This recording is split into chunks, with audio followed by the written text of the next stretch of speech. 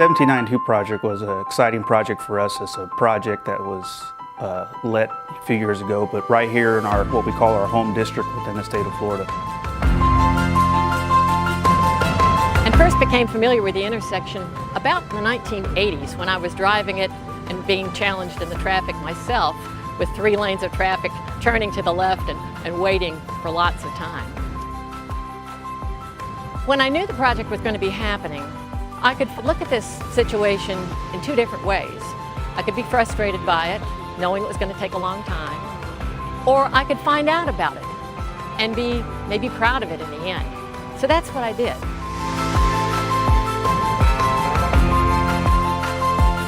This is a highly traveled intersection. It's location, location, location as far as how many cars actually pass through every day, all day long. To this magnitude especially, that's going to really change the look of an intersection, not just change the look and feel of an intersection, but impact the just transportation of everyone using it.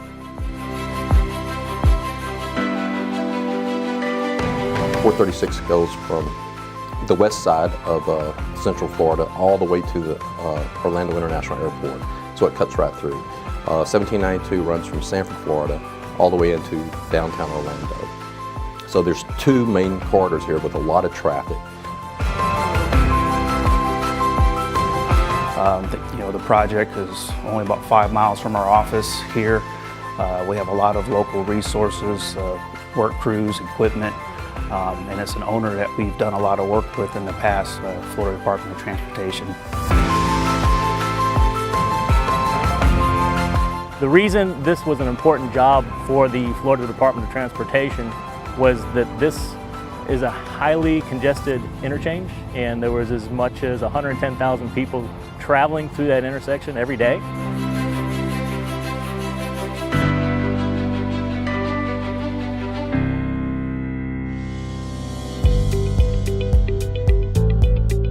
This community really needed this project. They were, every day they're seeing these commuters come through their area, and it's a major impact in the morning. I mean, anyone who commutes to work will know exactly what it's like if you just see a crash happen, and it's going to add another 10 to 15 minutes to your drive time, and that's what was happening here at these intersections.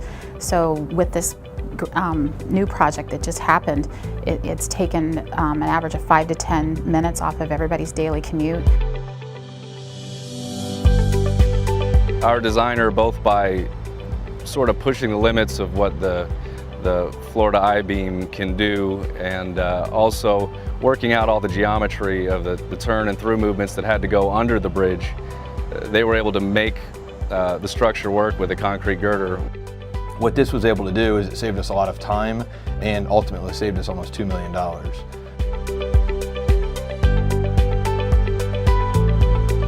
So it's just been a wonderful experience to see it happening, to gone through the frustrations of driving it 30 years ago, to see the improvements that have been made now, and even the enhancements of the aesthetics that have just been added with the beautiful landscaping that even made it through a recent hurricane.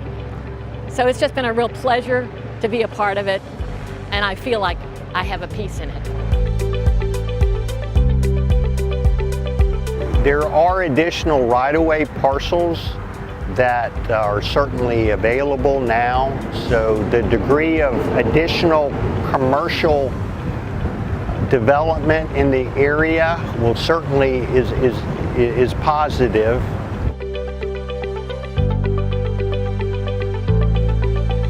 The initial phases of the project, obviously at the at-grade intersection, had the greatest impact, but it was well worth the effort in the aftermath once the US 1792 bridge was open and there was no longer a US 1792 traffic delay because they were going completely over the intersection.